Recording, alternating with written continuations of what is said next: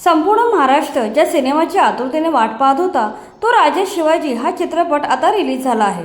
मराठा साम्राज्याचे संस्थापक छत्रपती शिवाजी महाराज यांच्या जीवनावर आधारित असलेला हा चित्रपट महाराजांच्या अफाट शौर्याला न्याय देऊ शकला की नाही हे पाहणे गरजेचे आहे। चला तर रितेश देशमुखचा हा महत्त्वाकांक्षी चित्रपट नक्की कसा बनला आहे ते सविस्तरपणे जाणून घेऊया। कथा राजा शिवाजी चित्रपटाची कथा आणि पटकथा जबरदस्त पद्धतीने मांडण्यात आली आहे।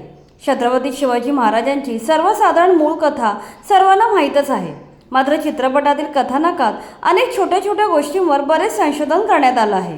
पटकथेत अनेक बारकावे टिपले आहेत। आदिलशाही आणि निजामशाही यांच्यातील शत्रुत्व आणि स्वराज्य निर्मितीसाठी छत्रपती शिवाजी महाराजांनी दिलेला लढा, त्यांना आलेल्या अडचणी या सर्वांना अनुसरून एक अत्यंत सशक्त कथा या सिनेमात मांडण्यात आली आहे। लखुजी जाधव यांची हत्या, महाराणी जिजाबाई यांची बदल्याची भावना, स्वराज्याची स्थापना, संभाजी महाराजांचा मृत्यू ते अफजल खानाचा वध अशी संपूर्ण कथेची मांडणी प्रभावी झाली आहे। त्यामुळे चित्रपटाच्या कथेला आम्ही देतोय 5 पैकी 5 स्टार। दिग्दर्शन हा चित्रपट स्वतः रितेश देशमुखने दिग्दर्शित केलाय। दिग्दर्शक म्हणून रितेशने कमाल केली आहे। सिनेमा बनवण्यासाठी त्याने घेतलेली मेहनत दिसून येते। चित्रपटाची मांडणी अत्यंत टापटीप आणि दर्जेदार आहे, त्यामुळे 3 तासाचा चित्रपट असूनही कुठेही डल मुवमेंट नाही आहे। प्रत्येक पात्राला योग्य तो न्याय देण्यात आला आहे। अनेक सीन क्रिएटिव्ह पद्धतीने मांडण्यात आले आहेत। काही लांबलेली दृश्य, VFX, कास्टिंगमधील चुका हे काही अपवाद वगळता डायरेक्टर म्हणून रितेशने कमाल कामगिरी बजावली आहे। त्यांच्या दिग्दर्शनाला आम्ही देतोय 5 पैकी 4 स्टार। छायाचित्रण, VFX आणि एडिटिंग सुप्रसिद्ध सिनेमॅटोग्राफर संतोष शिवण यांनी छायाचित्रणाची जबाबदारी पार पाडली आहे। काही ठिकाणी सिनेमाचे छायाचित्रण उत्तम जमून आलं आहे, मात्र मुळात ग्रीन स्क्रीनच्या अतिवापरामुळे काही ठिकाणी लोकेशन फेक वाटतात। VFX वापरलेले सीन न पाहिलेलेच बरे एवढे ते वाईट झाले आहे। VFXच्या नादी न लागता रिअल लोकेशन आणि सिंपल शॉट वापरले असते तर चित्रपट आणखी खुलला असता। एडिटिंगसुद्धा अप टू द मार्क नाही आहे। काही सीन खूप खेचले आहेत, ते शॉर्ट आणि क्रिस्पी करता आले असते। क्लोजअप स्लो मोशनचा अतिवापर करण्यात आला आहे। एकूणच या तांत्रिक गोष्टीमध्ये सिनेमाने मार खाल्ला आहे। आम्ही या विभागाला देतोय 5 पैकी 3 स्टार। संगीत अजय अतुल यांचे संगीत ही राजा शिवाजी सिनेमाची सर्वोत्तम गोष्ट आहे। दमदार संगीतामुळे चित्रपट पाहताना अनेक वेळा अंगावर शहारे येतात। संगीत चित्रपटाला वेगळ्या उंचीवर घेऊन जातं। सर्व गाणी आणि बॅकग्राऊंड स्कोर, थीम सर्व काही लाजवाब आहे।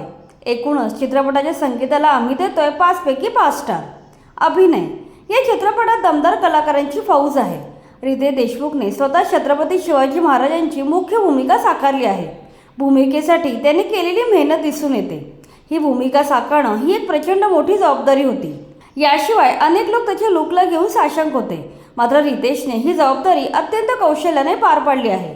काही सीन्सचा अपवाद वगळता त्याने पडद्यावर छत्रपती शिवाजी महाराजांना जिवंत केलं आहे। बाकीच्या कलाकारांचं कामही दर्जेदार झालंय। विद्या बालन, संजय दत्त, भाग्यश्री, सचिन खेडेकर, जितेंद्र जोशी यांनी आपापल्या भूमिकांना न्याय दिला आहे।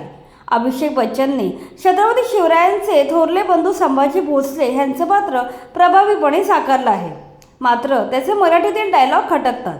30 गती जेनिलियाची झाली आहे। या दोघांचे चुकीचे मराठी उच्चार कानाला बोचतात। सलमान खानचा कॅमिओ देखील चांगला जमून आला आहे। याशिवाय चित्रपटात रितेश देशमुखच्या दोन्ही मुलांनी काम केलंय।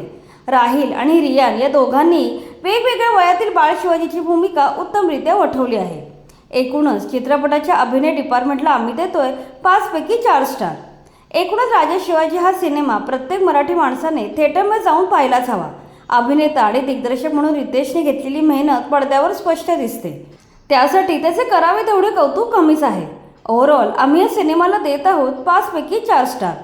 कमाई चित्रपटाच्या कमाईबद्दल बोलायचे तर पहिल्या दिवशी चित्रपटाने नेट 11 करोड रुपये कमवले आहे। यापैकी 8 करोड मराठी व्हर्जनने कमवले तर उरलेले 3 करोड हिंदीतून कमवले आहेत। महाराष्ट्रात सिनेमाने बंपर ओपनिंग घेतली असून सैराटचा 3.5 करोडचा ओपनिंग रेकॉर्ड या चित्रपटाने मोठ्या फरकाने मोडला आहे।